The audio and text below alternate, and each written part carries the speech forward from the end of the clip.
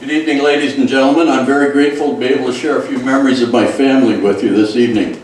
I am the last of the Rowes still living in the area, and I think nights like this are important to pass on some of the stories while I still can. I thought it might be fun to go back in time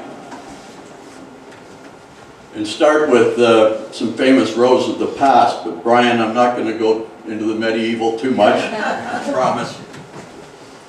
There was a Sir William Rowe, Lord Mayor of London in 1579. A John Rowe was made Poet Laureate of England in 1650. And the more infamous James Rowe, who I share the first same name with, was a rather famous or infamous plantation owner in Jamaica. To be honest, I have no idea if these people are related to me or not, but we share the same name. It remains for me to establish some of these links, and that might be a story for another time. What I do know is that my great-great-grandfather, John Henry Rowe, was born in England in 1816. He married Mary Crawford of Irish origins, and they moved to the Guelph-Waterloo area in the mid-1800s. Later, they would move to the state of Iowa, where they would spend their remaining years. One of their sons, William, my great-grandfather, was born in 1848, and he remained in Canada to marry Isabella Watson. Perhaps there's a link there, Gene, I don't know, but it was the Watsons from the Beaton area. You can see from the slide that William and Isabella had 5 children. For a time, my great-grandfather William and Isabella moved to Iowa to join his parents and seek better employment opportunities before moving back to Newton Robinson. Isabella gave birth to my grandfather, William Earl, who was born in 1894. And few people knew she gave birth to him when he was in Iowa, and few people ever knew that he held dual citizenship. And he rarely talked about that.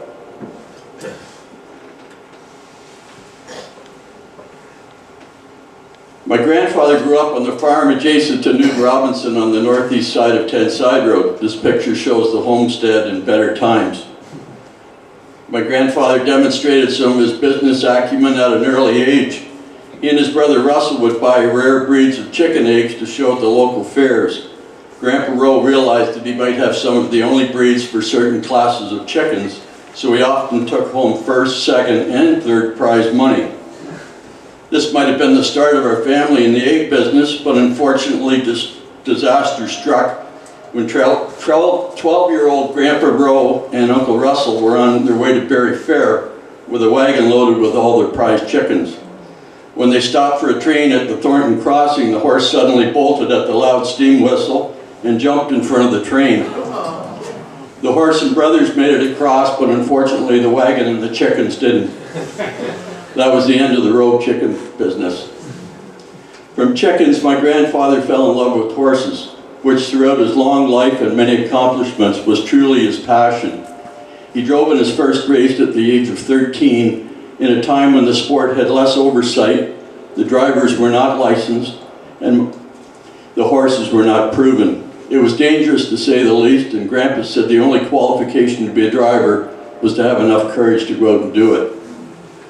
Grandpa told me the story of competing against a Kentucky horseman named Lindsey Fraser, who was famous for drinking a fifth of bourbon before he went out to race, just to calm his nerves. Grandpa once asked him if he thought he could drive better sober than drunk, to which Lindsey replied, "I don't know, Earl, I never tried." My grandfather married a local girl, Treva William Lennox, who was raised on the farm directly south from his. Interestingly, brother and sister married sister and brother, as my great-aunt Mary Rowe, Earl's sister, married Treva's brother, Herman Lennox. My grandparents started their family about the same time he was getting into politics. This picture shows them with my Aunt Jean, my Uncle Bill, and the little fellow on Grandpa's lap is my father Lennox. I found the picture interesting because most pictures my grandfather show him bald. because he was prematurely bald at a very young age. This gave him the appearance of being much older than he was. Grandpa often took the train to Ottawa when he was in Parliament. Once he told me he overheard a conductor say, "There goes old Mr. Rowe." Grandpa was only 30 years old at the time.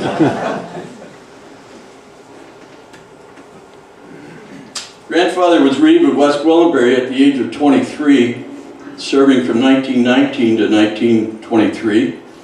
And by 27 years of age, he had already been elected to provincial parliament. He then went to provincial politics and on to federal parliament.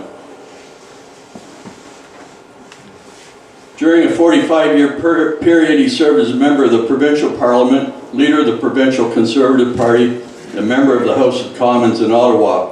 He acted as interim leader of the federal opposition on 2 occasions and acted as cabinet minister in several governments. In total, he served in the House of Commons 13,546 days, which works out to 37 years, 1 month and 2 days. In his last civic service, he served another 5 years as Lieutenant Governor of Ontario from 1963 to 1968.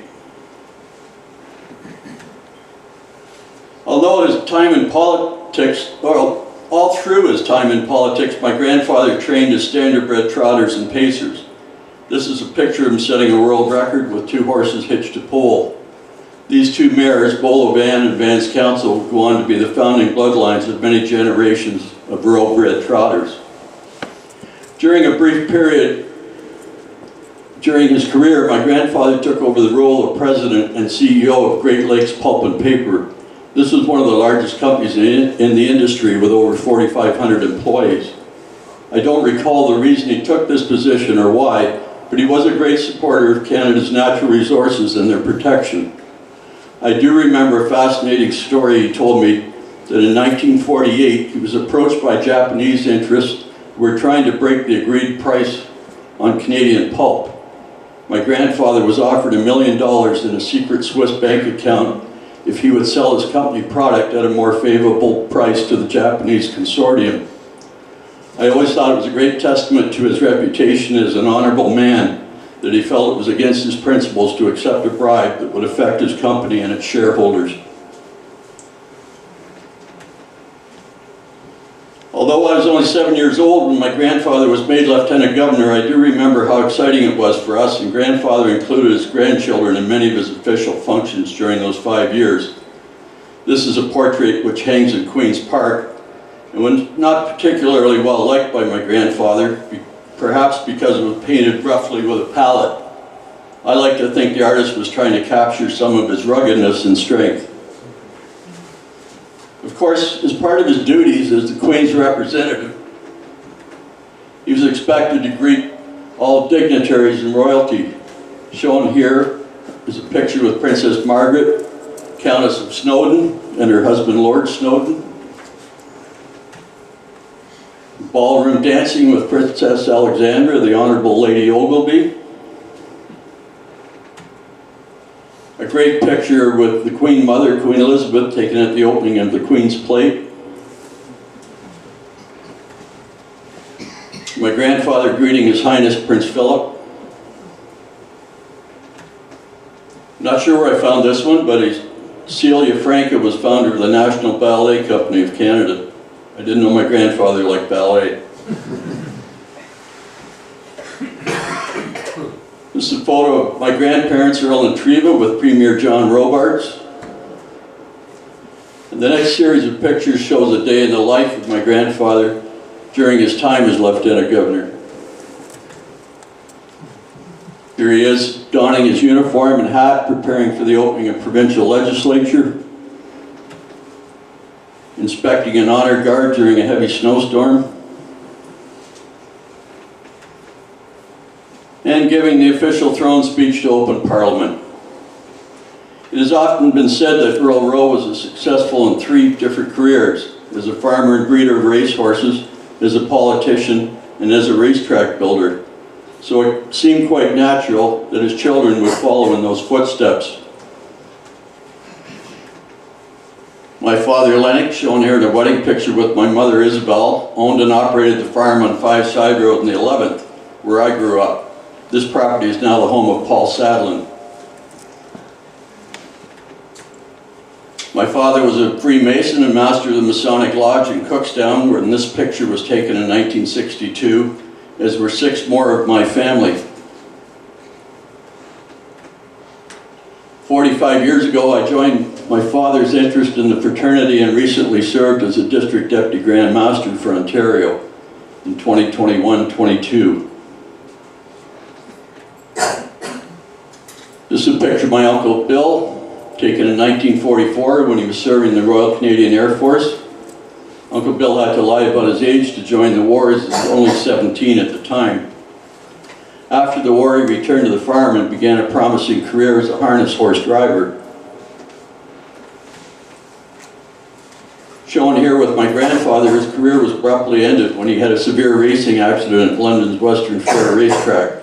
He suffered a major concussion that left him unconscious for several days. And years later, suspected this injury was the cause of a brain tumor, which left him partially paralyzed.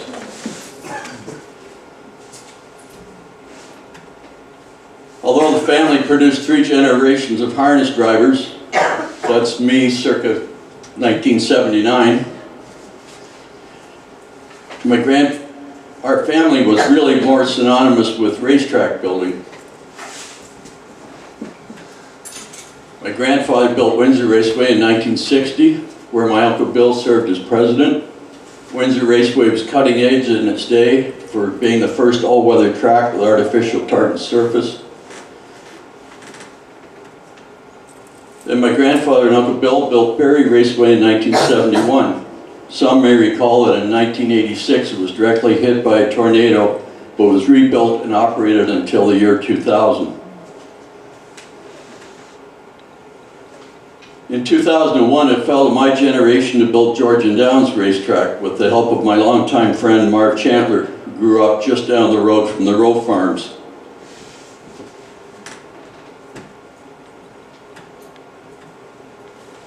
So for this reason, both my Uncle Bill and grandfather have been inducted into the Canadian Horse Racing Hall of Fame as builders. I really believe Marv Chandler should be recognized in that category too, which would make 3 people from Newton Robinson. Of course, I've always said there are 3 famous people from Newton Robinson anyway. Honorable W. Earl Rowe, Bob Pulford, number 20 for the Maple Leafs, and Marv Chandler, recipient of the King Charles Coronation Medal for civic contributions. As my father followed as the farmer in the family and Bill Rowe became part of our horse racing legacy, it would fall on my Aunt Jean to be the next generation of politician.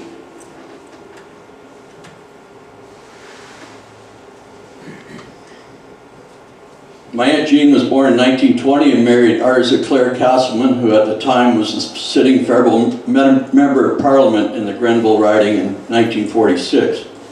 It was poignant that my Uncle Cass, as he liked to be called, was diagnosed with cancer just before he and Jean were married, and they thought they would only have a short time together.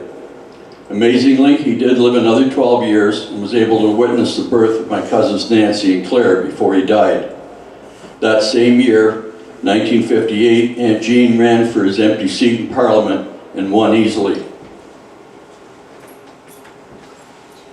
So she and my grandfather became the first father and daughter to sit in Parliament at the same time in the entire British Commonwealth.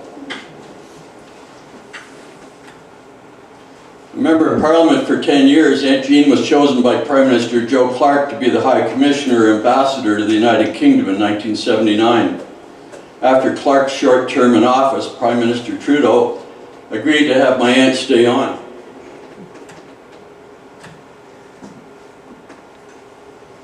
As the first woman ambassador to the UK, she was a natural fit with Queen Elizabeth II and Prime Minister Margaret Thatcher.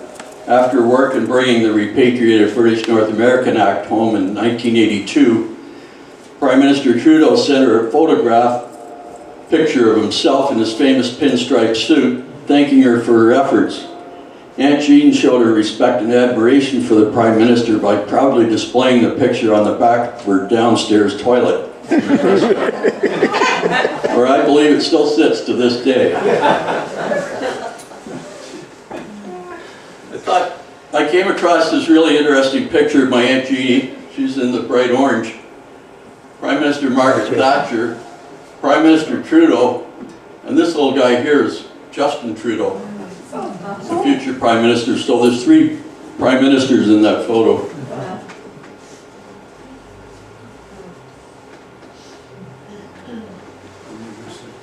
And so we have the Rowe family up to my generation. Some of you may have known my cousin Earl Rowe Jr., the son of Bill and Ruth. He lived on my grandfather's farm after Grandpa passed in 1984. This picture shows Earl as general manager of Barrie Raceway. He also served 1 term as the MPP for the riding so long held by my grandfather. Earl is now living in North Carolina, and his children have chosen to stay in the U.S. Earl's sister Jane Reese also served as general manager of Barrie Raceway and played a large part in the building of Georgian Downs. She has 2 daughters, Jenny and Keith, who established family in British Columbia, and she and her husband David have moved out there to enjoy their grandchildren.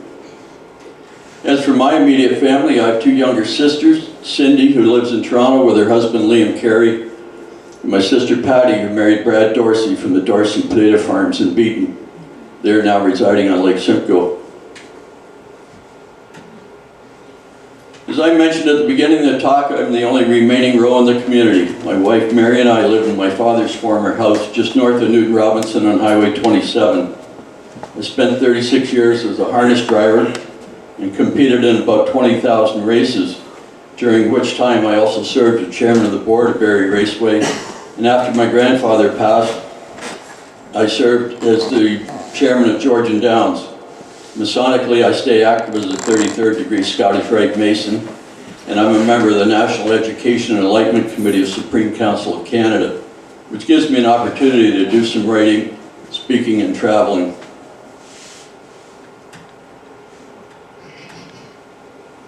I also stay busy with my chainsaw carving business, in which I suppose I've gained a little bit of notoriety in a very eccentric form of art. So although there will be no more Rowes to carry the name after me, as Mary and I have 2 daughters, Kate and Melanie, I like to think that at least my grandfather's memory will live on by the naming of Earl Rowe Provincial Park in Alliston,